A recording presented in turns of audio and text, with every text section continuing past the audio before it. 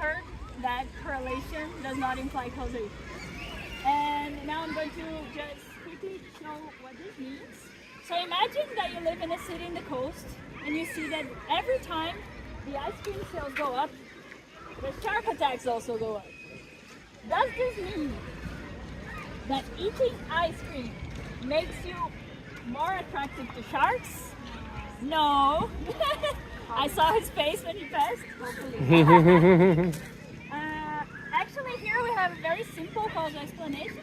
It's just that when it's hot and sunny, we have more people going to the beach, so then more people are more likely to be attacked by sharks and to eat ice cream. Okay, so this is why people say that correlation does not imply causation. Is the most, it's a very simple causal explanation to find, but sometimes it's not that simple. So let's see another example. Let's imagine that now we are in the 1950s and we see that there is a very strong statistical correlation between smoking cigarettes and developing lung cancer. Does this mean that smoking causes cancer? Now we know yes, but in the 1950s maybe it wasn't so clear. So let's say that there is a cigarette company that says no. As you just told me, correlation does not imply causation. So the fact that there is a very strong correlation between smoking cigarettes and developing lung cancer could be because of a common cause. So for example, a gene that makes you want to smoke and makes you develop cancer. A bit crazy, but let's consider this possibility. If you are the scientist in the 1950s, you're a bit skeptical about this. You're like, okay, even if there is such gene, I think there's also a direct cause between smoking and cancer. How can you make an experiment to find out if that's the case or not? Do you have any idea? You asked me? Okay. So one first thing you could think is, let's force some people to smoke and see if they develop cancer or not, right? Because when you force people, then they're not choosing anymore, so the gene is not influencing the choice anymore. This is in fact what people do in randomized controlled trials when they want to find out if medicine is effective or not. They give you the pill and you don't know if it's the drug or the placebo. Exactly. But it's not very ethical to force people to smoke to see if they're going to develop cancer. So that's not a possibility in this case. However, there is another type of technique that we can use to find out about this if there is this direct causal connection or not. And this technique is trying to find out a third variable. Sorry, here I say a third because the gene is not something that we can go and measure because we are in the 1950s. So let's find a third variable that I can measure, but that I know it influences only smoking. So let's say your peer group. If you hang out with smokers, you're more likely to smoke yourself. So I'm going to assume that the peer group influences smoking, but I'm going to make two other assumptions. The first is that the gene does not, like this specific gene does not influence who you choose to be your friend or not. And the second is that the friend group does not cause cancer directly because your friends are not that toxic.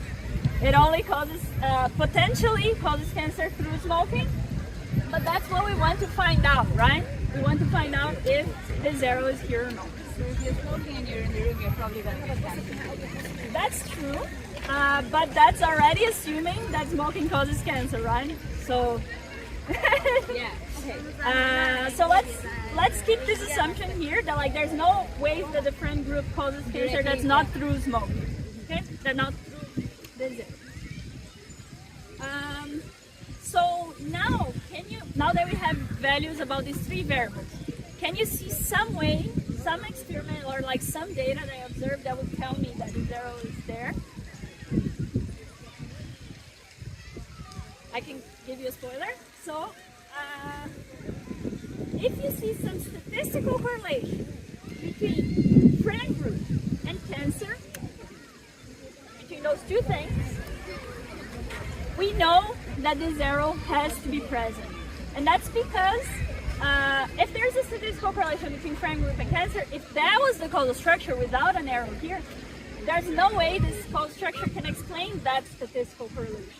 Because there's no common cause between friend group and cancer, and there's also no direct path. So this means that if you see this statistical correlation, you know this direct path is there, and this is the correct causal explanation. This technique is called the instrumental variable technique, because the friend group here is just an instrument to find out about the stuff that I'm actually interested in.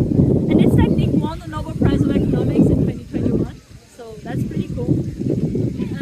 But all I said is just in statistics, but I told you I'm a quantum physicist. So why am I interested in all of this? My research is about, first, I also work on the statistical side, but I'm also interested in knowing what happens when the common cause, instead of being something simple and like day-to-day like a gene, it's a quantum common cause.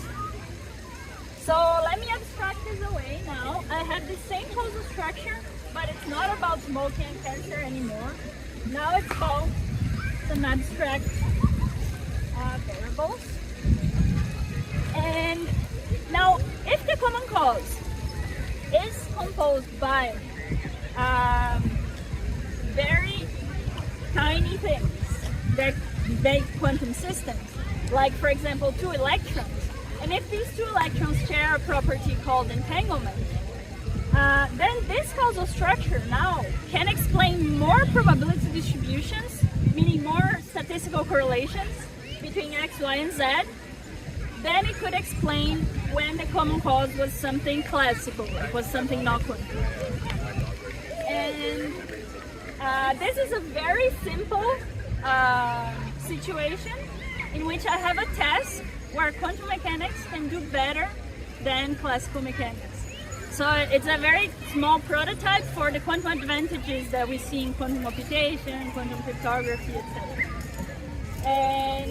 And in fact, there are many different causal structures like this one that show this quantum advantage, and that's what my research is about. And then if you're interested, I also wrote the children's book. Yeah, but you've seen it. Cool, nice. Yeah, do you have any questions? Not in the abstraction part, but Yeah, here it just meant that when we have these are actually going to be values out of measurements. So I'm going to have the 2 entangled particles here. One goes here, one goes there. And then I'm going to measure them. And Y and Z are just the outcomes of the measurements. They're just these numbers.